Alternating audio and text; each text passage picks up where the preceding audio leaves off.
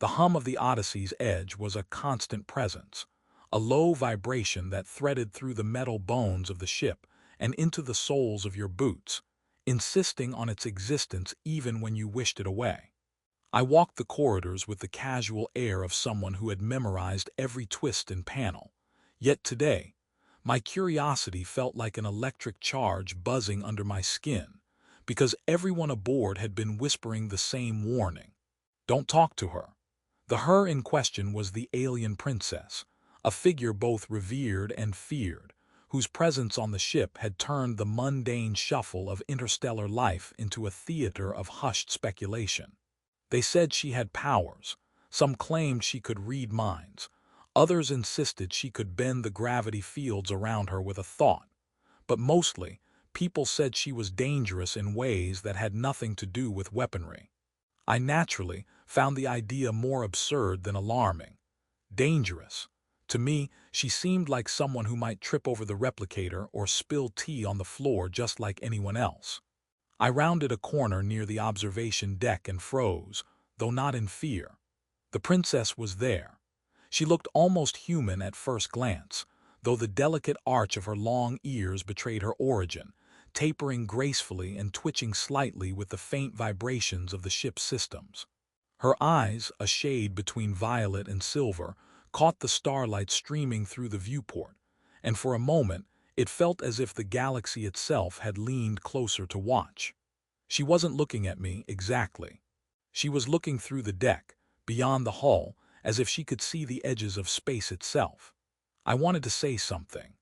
I wanted to comment on how the nebula looked like spilled ink across the cosmos, or joke about the view making anyone question their choice of career. But the words lodged themselves somewhere between curiosity and caution. Instead, I simply stood there, pretending to adjust my jacket while sneaking glances at her. I was rewarded with the faintest twitch of an ear, almost imperceptible, but enough to make me feel that she had noticed me. The ship's intercom crackled to life, a cheerful voice announcing a routine systems check, and I exhaled, though the sound felt foolishly loud in the quiet space. I'd imagined that being near the princess would make me clammy or stiff, but oddly enough, it made the corridor feel warmer, more alive. And I realized with some amusement that maybe everyone was wrong. Maybe she wasn't some terrifying enigma. Maybe she was just someone who hadn't been noticed yet. The next morning, the mess hall was alive with speculation.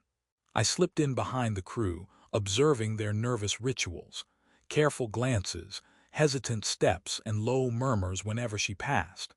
It was almost comedic, the way seasoned veterans treated her like she was a walking quantum anomaly. I found humor in small things, like how she inspected the floating food trays with a puzzled tilt of her head, as if the gelatinous protein cubes were meant to levitate on their own. I swore I saw one cube wobble slightly, almost in mock rebellion, and I laughed quietly to myself, earning a curious glance from the lieutenant nearby. Lunch became an exercise in absurdity. Someone had joked that her ears could detect secrets like radar, and I couldn't resist muttering, "Hope she doesn't pick up what I really think about synthetic pudding." A snort of laughter came from a nearby engineer, and suddenly, the tension everyone carried was punctured, a reminder that humans had a knack for deflating fear with sheer silliness. Later, I found myself wandering the corridors again, unable to resist the pull of the observation deck. The ship's exterior shimmered against the void, an array of metallic plates reflecting distant starlight. She was there again, alone, seated on the edge of the viewport platform. This time, she turned toward me, long ears catching the dim overhead lights, and for a moment I was convinced she was measuring my intentions by some invisible scale. "Beautiful, isn't it?"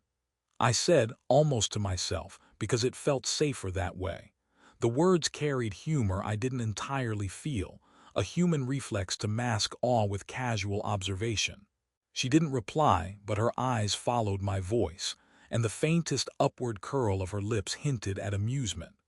I tried not to stare too openly, but the subtle twitch of her ears betrayed her attention. We existed in that quiet bubble for a few minutes, the universe outside humming along in oblivion, and I realized that something about her presence demanded attention in a way that no alarm klaxon or crew order ever could.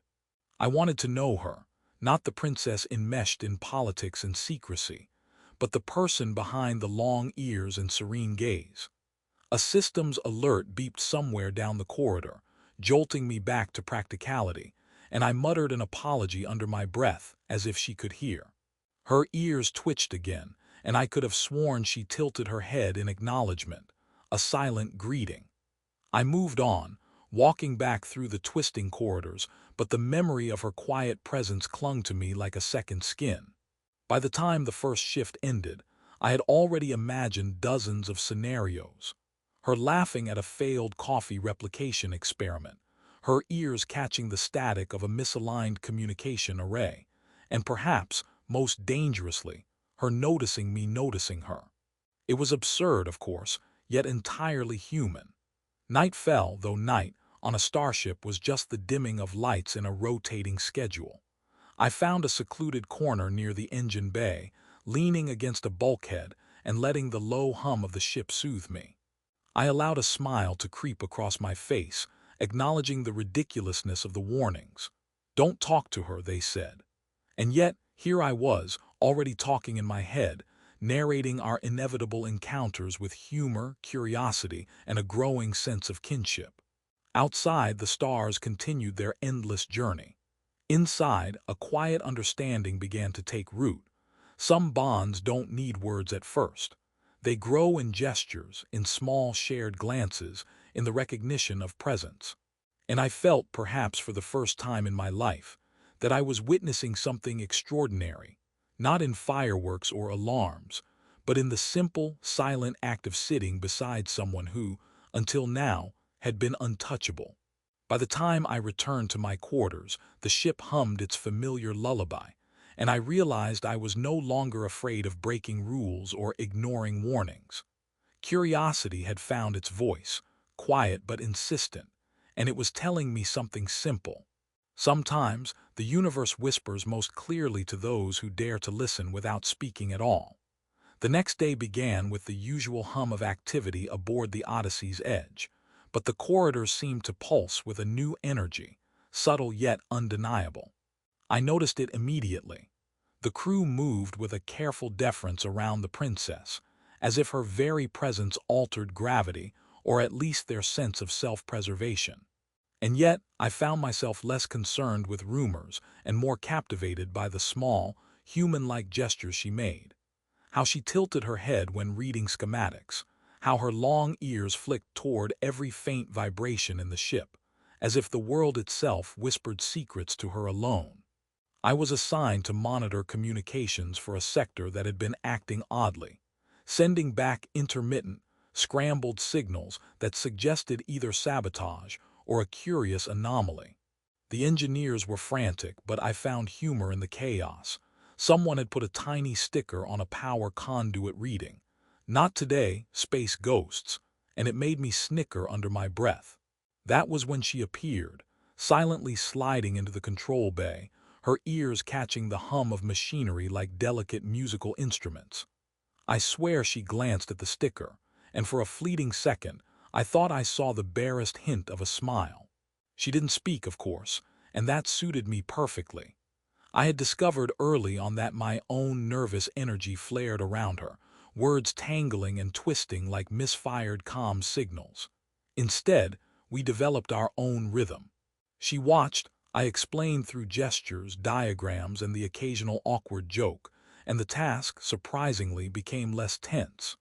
When a console beeped insistently, I rolled my eyes and muttered, "If I have to reboot you one more time, I swear." And she tilted her head, ears quivering as though she were stifling a laugh.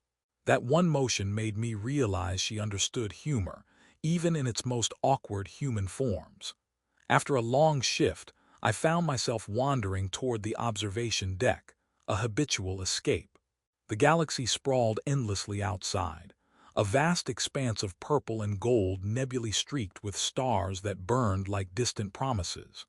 And there she was again, seated on the edge, her long ears catching the faint hum of the ship, twitching at every subtle vibration. She didn't move when I approached, didn't even glance up.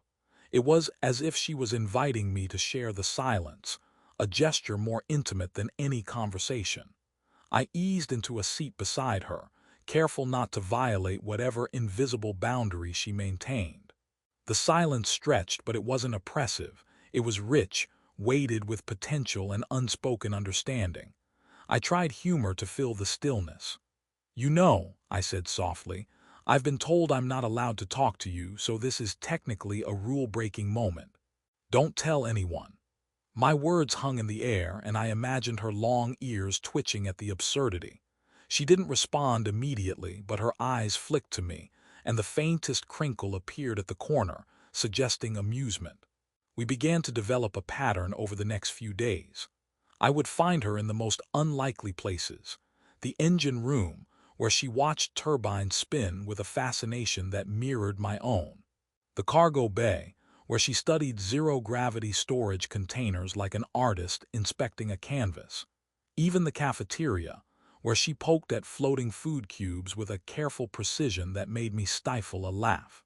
Humor became our shared currency, subtle, understated, and often unspoken. When a protein cube drifted past her, she nudged it with the tip of her finger, causing it to wobble and float away in a perfect parabola. I clapped softly, bravo, perfect trajectory. Her ears twitched in acknowledgement, and I imagined she was silently judging my theatrics, but in the gentlest way possible. One evening, the ship received an alert from a nearby nebula, an anomaly interfering with navigation arrays. Panic buzzed through the crew, but when I looked over at her, she was calm, serene, and unruffled, her long ears angled like radar dishes. Without a word, she guided me to the secondary console, positioning my hands over the correct sequence of commands as if we were performing an intricate dance. I cracked a nervous joke about how her ears should be enlisted as official sensor arrays, and though she didn't laugh aloud, I thought I saw her lips twitch. Her ears moved slightly, the faintest nod of agreement or amusement, and I realized that her presence transformed fear into focus, that quiet calm that spreads through a room when someone's confidence is absolute. Days passed like this, with moments of absurdity woven into critical tasks. She began leaving small notes for me, symbols I didn't fully understand at first, but that hinted at her subtle humor. One read, "Don't trust the floating cubes," accompanied by a tiny sketch of a protein cube with cartoonish eyes. Another simply depicted two long ears twitching and a tiny star hovering above. I didn't know whether to laugh or be impressed by the efficiency of her communication. Perhaps both. The crew remained wary, of course, watching every interaction as if expecting disaster. I noticed the envoy from the princess's world hovering near the bridge, eyes sharp, posture rigid, and a perpetual scowl etched into a perfectly symmetrical face. Their vigilance was exhausting to me, but the princess remained unaffected. In fact, I began to notice subtle hints of mischief in her behavior, how she would subtly rearrange control panels to see if I noticed, or how she'd drift near gravity fields in playful arcs, testing the limits of physics. My laughter, when it bubbled up, startled the engineers, who didn't understand how it could be possible to find joy amidst chaos. Through all of this, our bond deepened, not with declarations of trust, but with quiet, shared glances, small jokes, and a mutual understanding that required no words. I learned to read her ears like a human might read eyes. The slightest quiver could signal curiosity, amusement, or caution. Humor became a bridge, as fragile and resilient as the hull plating that held the ship together against the void. By the end of the chapter, I realized that what had begun as a hesitant curiosity had grown into a subtle, unspoken partnership. The galaxy outside continued its endless drift, stars wheeling in their distant orbits, but aboard the Odyssey's edge, the quiet bond between a human and an alien princess began to shape the rhythms of life. A delicate, improbable connection born from humor, attention, and the patient art of noticing one another. in a universe filled with warnings and secrets. It was remarkable how much could be communicated with nothing more than a twitch of ears, and the ship's alarms were not the kind that screamed danger. They were subtle, insistent, the kind that made every sensor operator lean closer to their console, heart thudding in quiet panic. A rogue fleet had emerged from the nebula, ships that flickered in and out of visible spectrum, their movements calculated, almost playful in the way predators toy with prey. The captain barked orders, the crew rushed, and somewhere in the chaos, I felt the familiar tug of unease that had accompanied me whenever the princess was near. But now, that tug was accompanied by confidence. The confidence born of days spent observing, laughing, and understanding her in ways no one else could. I found her standing on the observation deck again, the long ears catching the vibrations of distant engines, her eyes scanning the approaching fleet with a calm that seemed impossibly serene. I approached, careful not to break the delicate rhythm we had developed. "So, you're not worried," I said, trying for a light tone, though my voice betrayed the tension threading through the corridors. She didn't answer, of course, but she extended a hand toward the holographic star map that hovered between us. I followed, realizing that she was guiding me to a solution, a strategy hidden in plain sight. Her movements were precise, elegant, almost like a conductor orchestrating chaos into harmony. We worked together, her gestures subtle, mine tentative at first, then growing surer with each correction she suggested. I cracked a nervous joke about her ears doubling as long-range sensors, and I thought I saw the faintest quirk of amusement at the corner of her lips. Humor, even in moments of impending conflict, had become our secret language. As we plotted, the fleet's tactics became clearer. They were testing, probing for weaknesses. The humans around us panicked, sending fragments of commands and calculations that barely kept the ship stable. I realized with a strange thrill that the princess and I shared a rhythm the others lacked. I suggested a sequence of evasive maneuvers, drawing from observations she had subtly directed me to notice, and she nodded, ears twitching slightly as if marking approval. Together, we created a pattern that would confuse the intruders long enough for the ship to reposition and prepare countermeasures. The first wave of contact was chaos rendered into a ballet. Ships blinked in and out of sight, energy pulses lanced across space, and the Odyssey's edge twisted and turned like a living creature, avoiding the teeth of some cosmic predator. Crew members shouted, some panicking, others daring to follow the sequence we had improvised. I found myself laughing mid-maneuver, a sound of disbelief and exhilaration, because we were surviving, thriving even in the midst of danger. The princess, standing beside me, allowed herself a rare smile, a silent acknowledgement of our unspoken teamwork. By the time the fleet began to withdraw, a pattern had been established, a subtle deterrent that no one outside the ship could predict. The princess and I stood on the bridge afterward, the glow of distant stars reflecting off the control panels. I realized I was no longer the hesitant, cautious crew member who had first glimpsed her across the observation deck. The journey had changed me. I had learned to trust instinct, to observe carefully, to find humor in tension, and most importantly, to recognize connection in its quietest forms. The envoy from her world approached then, a mixture of relief and caution etched into every feature. They looked at the princess, then at me, and for the first time I understood their scrutiny was not solely suspicion, it was awe. Through our subtle alliance, the impossible had been achieved. The envoy's sharp expression softened, and I could almost hear the unspoken permission. The bond forged in silence and humor had shifted the course of political tension as effectively as any declaration or treaty. Later, in the quieter moments that followed, we returned to the observation deck, the stars now calm witnesses to our survival. I nudged a floating protein cube toward her and made a mock bow. "Victory snack," I offered. She reached out with a delicate hand, nudged it back with perfect precision, and her ears twitched in a way that suggested she was not just amused, but approving. I laughed, realizing that this small absurdity carried more significance than any accolades from the captain or applause from the crew. It was ours, a personal proof that humor, observation, and patience could bridge worlds. In the days that followed, the ship returned to its routine, but nothing felt quite the same. The crew, still wary, had begun to notice subtle changes. The way I carried myself with more confidence, the way the princess allowed herself moments of lightness, even around others. Our quiet friendship had become a stabilizing presence, a small but undeniable force that shifted the dynamics aboard the Odyssey's edge. I reflected often on how little had been said between us, yet how much had been communicated. In the end, it was never about grand speeches or dramatic gestures. It was about noticing, about patience, about the courage to sit beside someone in silence and allow understanding to grow. I had begun this journey intimidated, cautious, and skeptical of what a distant, long-eared alien might represent. I ended it changed, with the knowledge that connection could be forged quietly, humor could heal tension, and courage could be measured in the simple acts of attention and trust.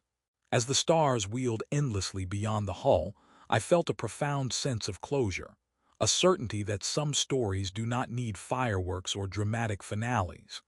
They unfold in small moments, in shared glances, in the gentle twitch of ears that have learned to listen, and in laughter that defies fear. The princess and I, once separated by warnings and worlds, had found a quiet bridge across the void, and in doing so had altered the course of more than just a ship. We had changed ourselves, and perhaps just slightly the galaxy itself.